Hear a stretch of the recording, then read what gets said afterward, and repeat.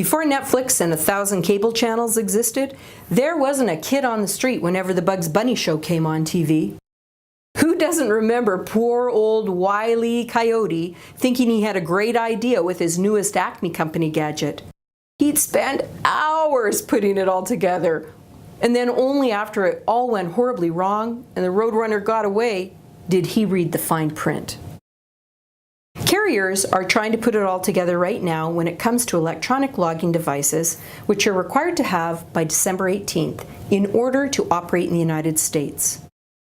There's so much fine print involved that you'll need a giant Acme magnifying glass to read it, especially when it comes to e-logs and distance-based taxes.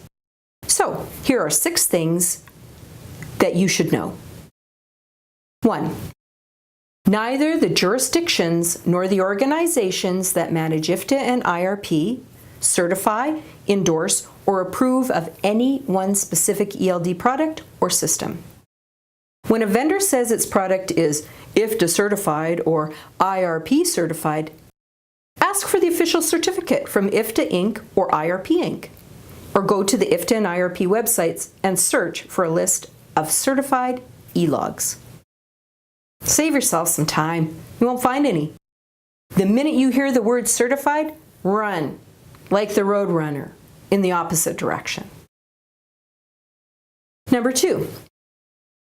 Most vendors are not IFTA or IRP experts. I saw one vendor's video that claimed you could just print off a report, stuff it in an envelope, and send it to the government. Voila! IFTA reporting is so easy. My dad had a saying when something didn't work, that it didn't cut the mustard. Word on the street is that there are a bunch of hot dog ELD startups that are over-promising what their systems can do. Number 3. Now, even though GPS has been around for a while in the trucking industry, it is still in its infancy with the IFTA and IRP audit community. Many auditors have never even done an audit using GPS data. In some jurisdictions, they're not even going to want to see GPS data, and they'll want to see your paper records. Number 4. If you have questions about GPS records or reporting requirements, go to the source. Talk to your jurisdiction's IFTA and or IRP offices. Ask to speak with an auditor to see what is acceptable to them and to their jurisdiction. Remember, it's your name on the return, not the vendor's. Number 5. GPS overall is accurate and reliable, but it ain't perfect. A bunch of things have to happen before GPS data can be used for IFTA IRP reporting, like checking it for missing points and making sure that the distance is attributed to the right jurisdiction. The jurisdiction will expect that you have done this before submitting your return. Number 6.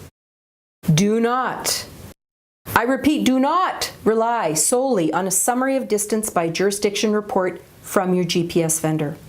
An auditor will expect you to produce the original GPS in the event of an audit.